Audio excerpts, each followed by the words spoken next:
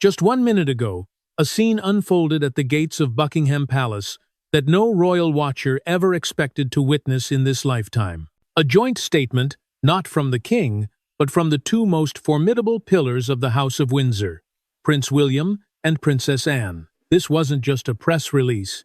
It was a seismic shift in the history of the British monarchy. They didn't speak from a distance. They stood together, the future king and the king's most trusted sister, their faces etched with a grim, unwavering resolve. What they confirmed moments ago is the unthinkable decision regarding Prince Harry. A decision so final, so devastating, that it effectively erases the path back for the Duke of Sussex. Before we peel back the layers of this palace lockdown, make sure you are subscribed.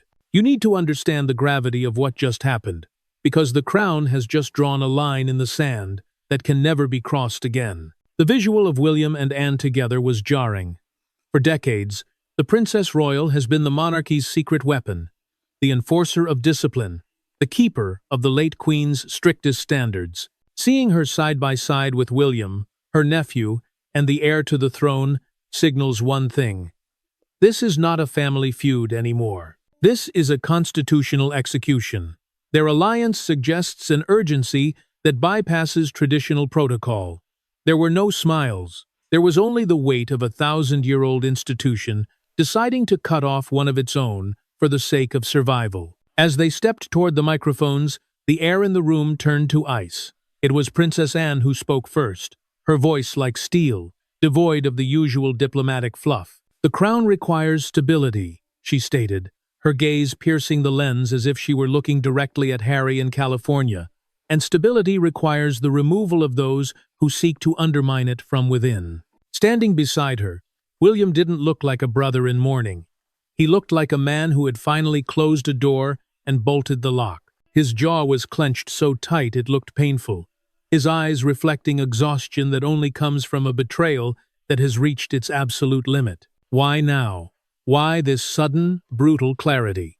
For months, we've heard rumors of soft departures and titles in limbo, but what William and Anne confirmed today is the total stripping of the Sussex legacy. They didn't just mention titles, they mentioned the permanent severance of royal expectations. In the language of the palace, those are breadcrumbs, leading to a reality that the world is only beginning to grasp. The unthinkable decision isn't just about a name or a house, it's about a complete erasure from the line of succession. Behind those solemn faces, the cracks in the family have been replaced by a wall of stone. The statement referenced integrity and the sacred oath of service, words that were pointed like daggers at the lifestyle Harry has chosen across the Atlantic. But as the cameras flashed and the world gasped, one question remained. What was the final straw? What did Harry do behind closed doors that forced Princess Anne, the woman who values family privacy above all, to step into the light and confirm his downfall? The answer lies in a secret meeting at Sandringham that went horribly wrong. To understand the depth of this fracture, we have to go back to the locked doors of Sandringham, away from the prying eyes of the global media. It wasn't a family dinner, and it certainly wasn't a reunion. It was a tribunal. Sources close to the inner sanctum of the firm describe an atmosphere so thick with tension that staffers were reportedly dismissed from the wing entirely. This was a moment of high-stakes constitutional chess, and for the first time, Prince Harry found himself not facing his father's leniency, but the cold, clinical judgment of Princess Anne and the silent fury of Prince William. The unthinkable decision didn't happen overnight. It was the result of a series of crossed red lines that the monarchy can no longer ignore. While the world saw a brother struggling with his past, the palace saw a liability that was actively leaking the blueprints of the institution. Princess Anne, known as the steel backbone of the family, reportedly led the charge. She is a woman who spent 70 years protecting the late Queen's legacy, and she saw in Harry's recent actions something unforgivable: the prioritization of celebrity over the sacred oath of service. During this private standoff, the language used was not that of a family, but of a corporation protecting its assets. William, backed by the legal counsel of the duchy and senior constitutional experts, presented a dossier that left no room for negotiation. It wasn't just about the interviews or the memoirs, it was about the breach of intelligence. The palace had uncovered a trail of communications that suggested the Sussexes were preparing another wave of revelations, timed specifically to coincide with the king's most vulnerable state of health. This was the ultimate betrayal. To strike when the king is battling his own mortality is a move that even the most patient heir cannot forgive. Princess Anne's confrontation with Harry was described as short and devastating. She didn't raise her voice. She didn't need to. She simply reminded him that the crown is a bridge to the future, and those who try to burn the bridge while the people are still crossing it must be removed for the safety of the kingdom. But the most chilling part of this reveal is what William did next.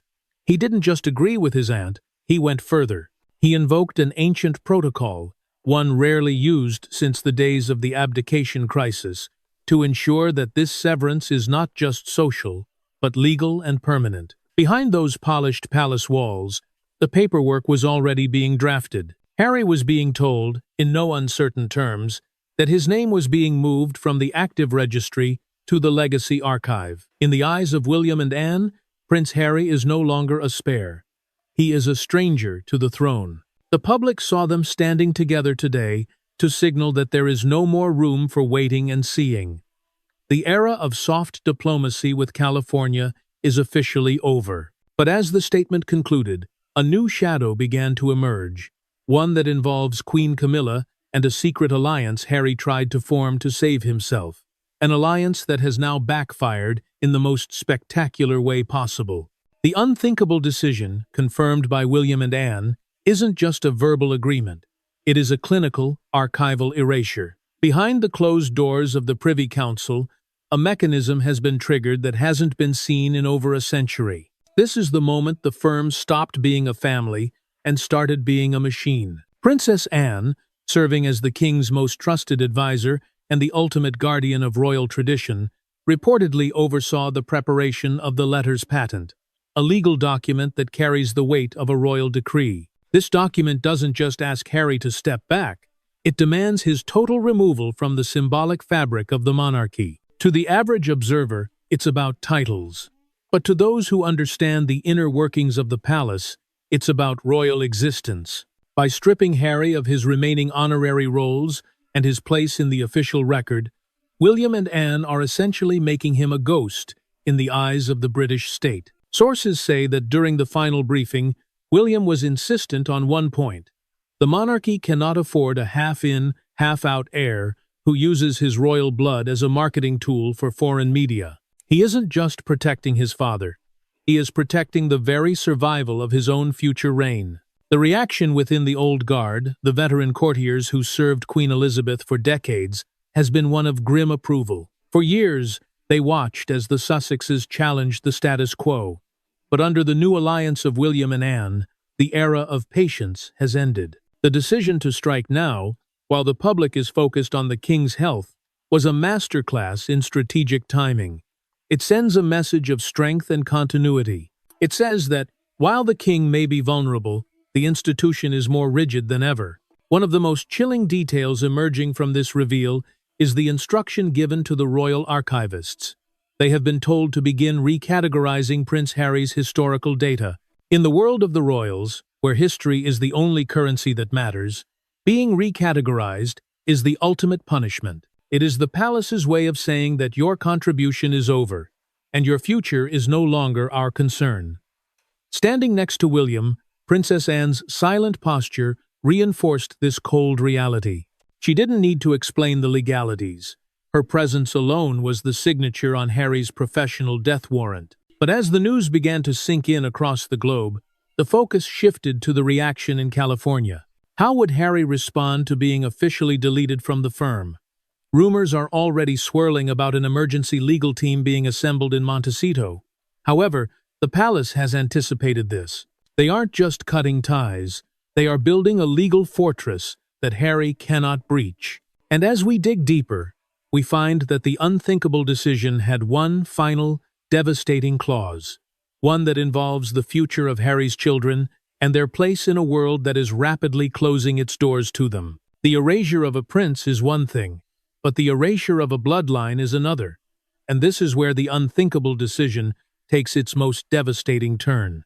As William and Anne stood before the microphones, it wasn't just Harry's future they were terminating. It was the royal standing of his descendants.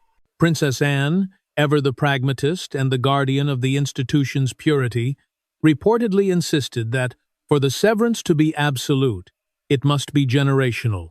This means that the shadows currently falling over Harry are now officially extending to Archie and Lilibet. The palace has long operated on the principle of invisibility through exclusion.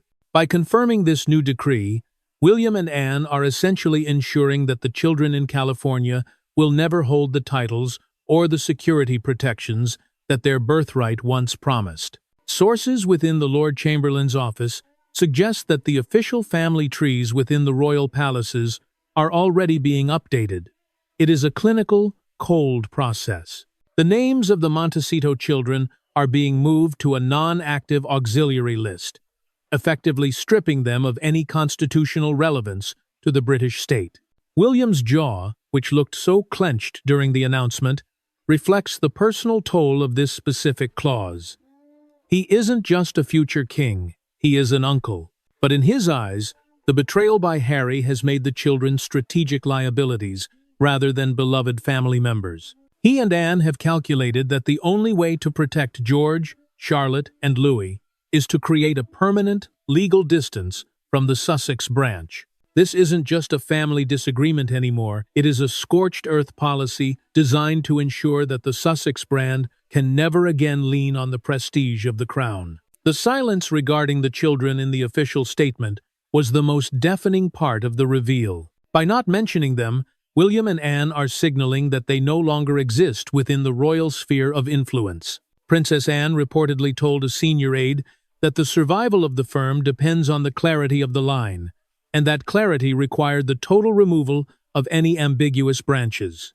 This decision has sent shockwaves through the legal community in London, as it challenges the very notion of hereditary right. But the palace is moving ahead with the precision of a surgical strike. But why did this have to happen now?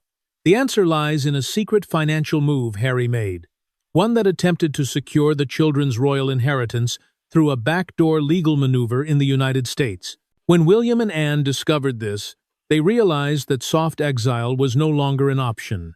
They had to act decisively to shut down any possibility of a future challenge to the throne. And as the world watches the fallout, a new secret is emerging, a secret about a final, desperate phone call Harry made to Princess Anne just minutes before she stepped out to confirm his downfall. The world was watching the clock, waiting for the joint statement to begin. But behind the heavy oak doors of the palace, a final, chilling drama was unfolding. Just minutes before Princess Anne and Prince William stepped into the light to change the monarchy forever, the secure line rang. It was Harry. Sources close to the Princess Royal say the air in the room didn't just turn cold, it became monolithic. This was the moment Harry realized that the unthinkable decision was no longer a threat.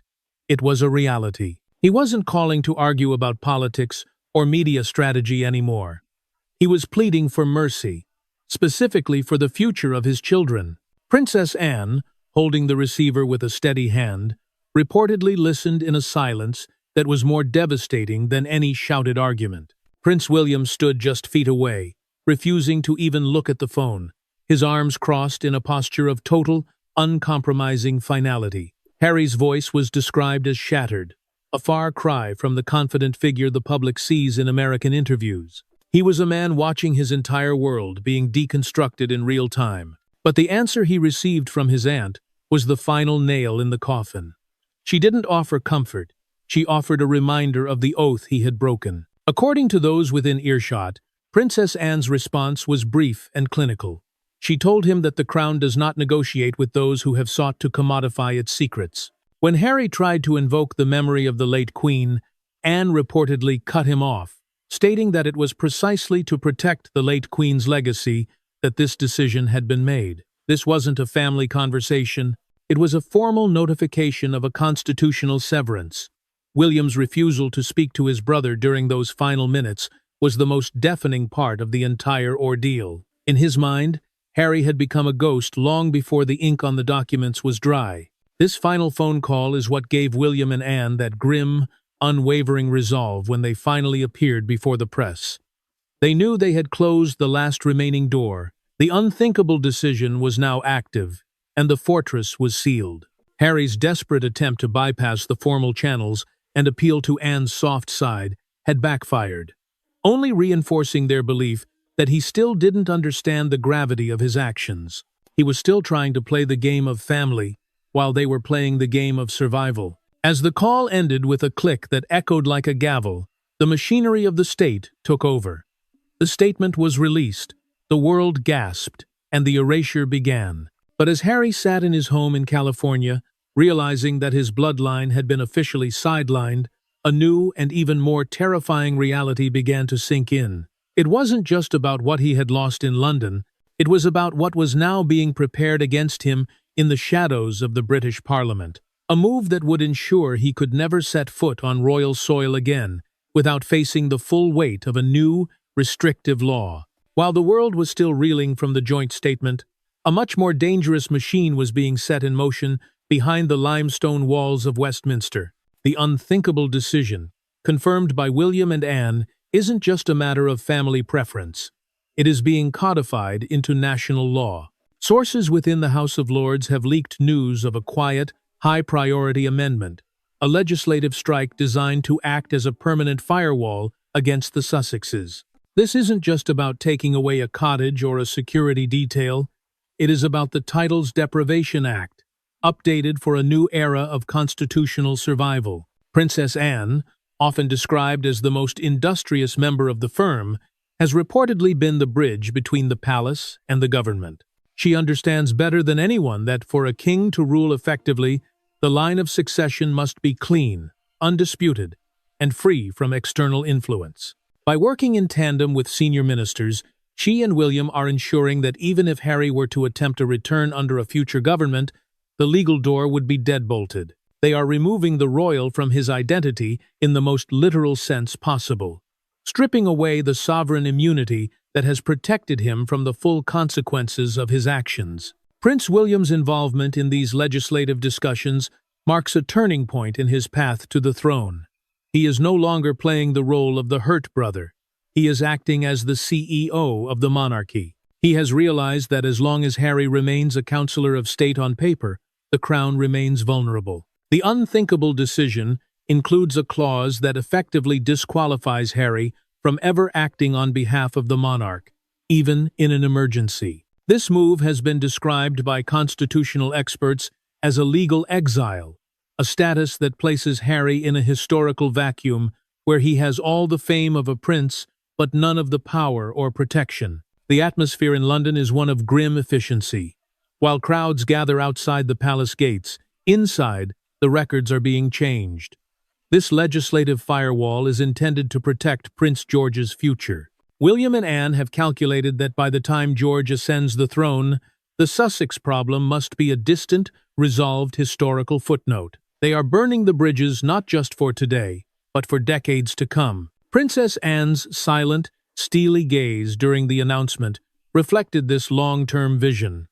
She wasn't just speaking to the press, she was speaking to history. But as the legal net tightens, Harry has made a move that neither William nor Anne saw coming. From his fortress in California, he has reportedly reached out to a powerful international entity, seeking a form of diplomatic asylum that would challenge the British state's authority over his status. This is the moment the family feud turns into an international incident. And as we look closer at the documents William held in his hand during the reveal, we see a hidden signature, one that suggests that even in his weakened state, King Charles may have been forced to sign away his own son's future to save the crown itself. But as the legislative hammer falls in London, the most painful secret of the unthinkable decision lies in a single, quiet room at Clarence House. It is here that the king, surrounded by medical monitors and the soft murmur of royal physicians, was presented with the final decree. For months, the public believed that Charles was the last shield protecting Harry from William's cold logic. We believed a father's love would always be the ultimate safety net. But the statement released just 1 minute ago confirms that the safety net has been shredded. The signature on the bottom of the severance papers wasn't just a legal formality. It was the hardest act of Charles's entire reign. Sources inside the medical wing say the atmosphere was one of profound, tragic silence, as the king was forced to choose between his son and the survival of the crown. Princess Anne was reportedly the one who held the pen. She didn't approach the king as a sister seeking a favor, but as the Princess Royal delivering a constitutional necessity. She and William had spent weeks preparing the case, showing the king that Harry's continued association with the royal brand was actively destabilizing the monarchy's future. The unthinkable decision wasn't a choice, it was an ultimatum. If Charles didn't sign, the government was prepared to move forward with an even more public and humiliating stripping of titles. To save Harry from a public execution of his character, Charles had to agree to a private execution of their relationship. It is the ultimate irony of kingship. To protect the institution, you must sometimes destroy the family. Prince William's presence during this signing was described as monolithic. He didn't speak, but his silence was a demand for closure. He has watched his father struggle with the Harry problem for years, seeing it drain the king's energy during his most difficult health battles. By forcing this decision now, William and Anne are effectively taking the burden off the king's shoulders, even if it leaves a scar that will never heal. The document Charles signed isn't just a legal paper, it is a notice of final severance.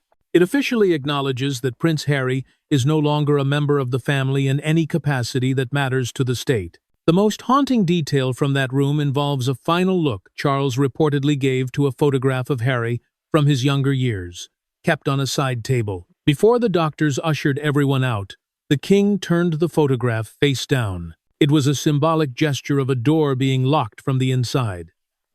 Princess Anne walked out of that room with the signed papers in her hand, her face a mask of steel. She knew that the world would see her and William as the villains of the story, but in her mind, they are the only ones brave enough to do what is necessary. And as they stood before the microphones today, that secret signature was the invisible weight behind every word they spoke. But as we move toward the final stages of this reveal, a new and unexpected player has emerged from the shadows, one who holds a secret about Meghan Markle that could turn this unthinkable decision into a global scandal. But as we peel back the final layers of this palace lockdown, the unthinkable decision takes on a much darker hue. While the statement from Prince William and Princess Anne focused on continuity and the king's health, the hidden catalyst behind their clinical resolve was a classified intelligence briefing known internally as the Montecito dossier. For months, the palace's security apparatus had been monitoring a series of high-level negotiations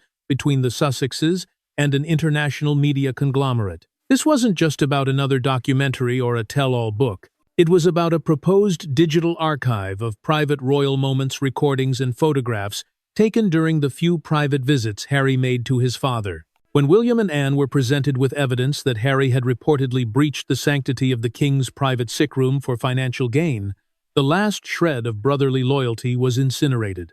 Princess Anne, who has always viewed the privacy of the sovereign as a sacred trust, was reportedly the one who recognized the ultimate threat. She saw that the Sussexes were no longer just family members with a grievance. They had become an active intelligence leak within the firm. The decision to cut Harry off wasn't just an act of anger, it was an act of national security. By confirming this unthinkable decision today, William and Anne are effectively revoking Harry's security clearance to the royal family's soul. They are telling the world that the Duke of Sussex is now a restricted entity. The dossiers presented to the king before he signed the final papers contained transcripts that suggested the Sussexes were building a parallel monarchy in California, one that relied on the systematic deconstruction of the British crown. Prince William's expression during the announcement was that of a man who has had to kill the ghost of his past to save his future. He didn't just agree to the severance, he demanded it be absolute. Sources say William told senior aides that he will not allow his father's final chapter to be written by someone who is mining it for content. The unthinkable decision includes a non-disclosure clause of unprecedented severity. It essentially warns that any further leaks or revelations from Montecito will trigger an immediate and total legal retaliation, including the freezing of any remaining royal-linked assets. This is the scorched earth policy in full effect. Princess Anne's presence beside William served as a warning to the world.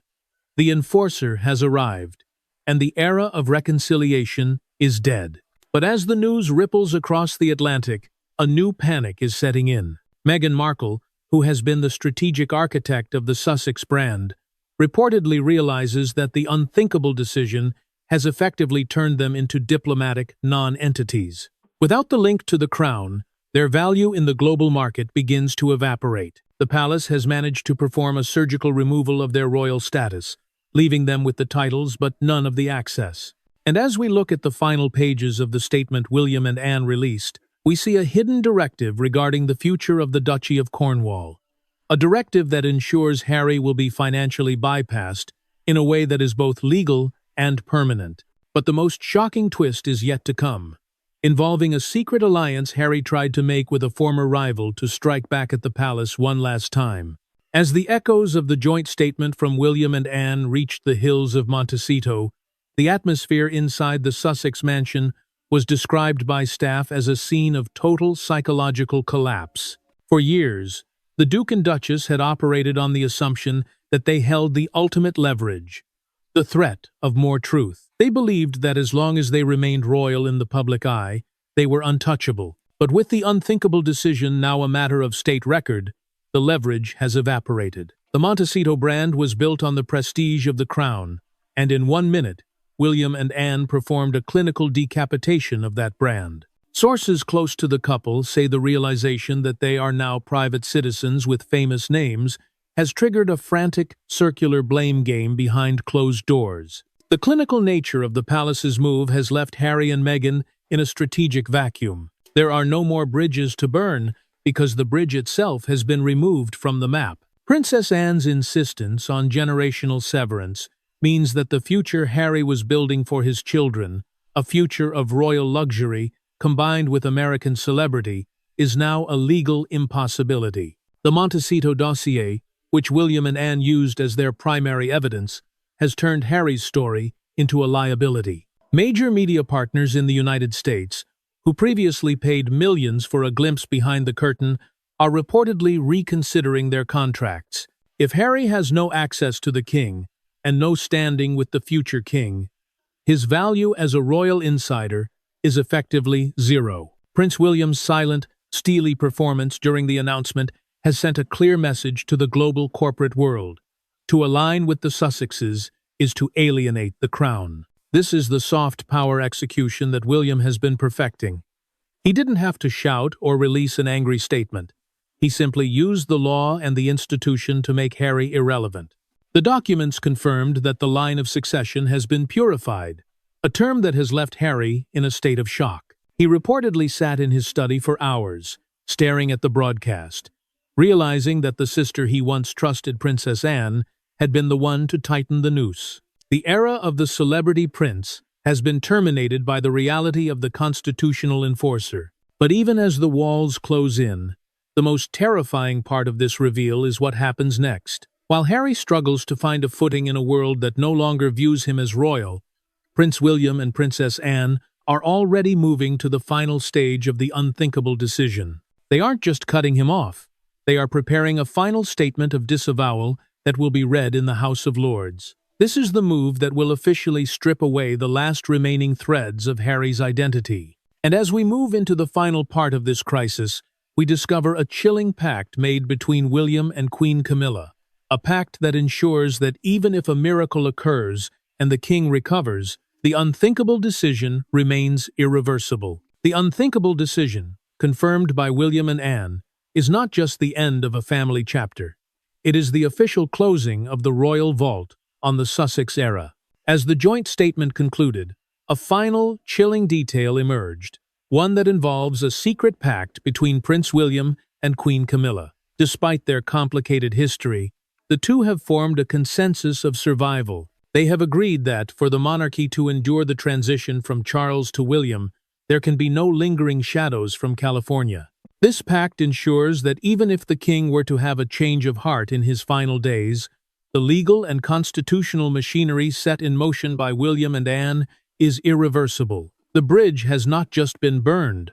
The very ground it stood upon has been reclaimed by the state. Princess Anne's departure from the microphones was as swift and clinical as the decision itself. She didn't look back. In her mind, the notice of final severance is the ultimate act of loyalty to her late mother's memory. She has fulfilled her role as the enforcer, leaving Prince William to stand alone as the undisputed face of the monarchy's future. The silence that followed their announcement was not one of grief, but of a profound, heavy realization. The firm has survived by becoming a fortress. Prince Harry is no longer a prince, a brother, or a son in the eyes of the British Constitution. He is a historical footnote, a cautionary tale of what happens when the individual tries to outshine the crown. In the final moments of this royal lockdown, sources say the official portraits of the family within the private corridors of Buckingham Palace are already being rearranged. Space is being made for a new, tighter, and more disciplined line of succession. Prince William's jaw remained set in that same grim line until the very last camera was turned off. He has done what his father could not. He has prioritized the crown over the bloodline. As the palace gates closed and the flags remained at full mast, the world realized that the monarchy had just undergone its most radical transformation in 1,000 years. The unthinkable decision is now the law of the land. But as the screen fades to black and the world begins to process this seismic shift, one haunting question remains. If the crown can be this cold and this final to one of its own, what does it mean for the future of those who remain? The era of the spare is dead. Long live the king. Thank you for walking through this dark chapter of royal history with us. The gates are closed, the records are sealed, and the crown has moved on. Make sure to stay tuned as we continue to monitor the fallout of this constitutional execution, because in the world of the Windsors, the silence is often where the most dangerous secrets are hidden.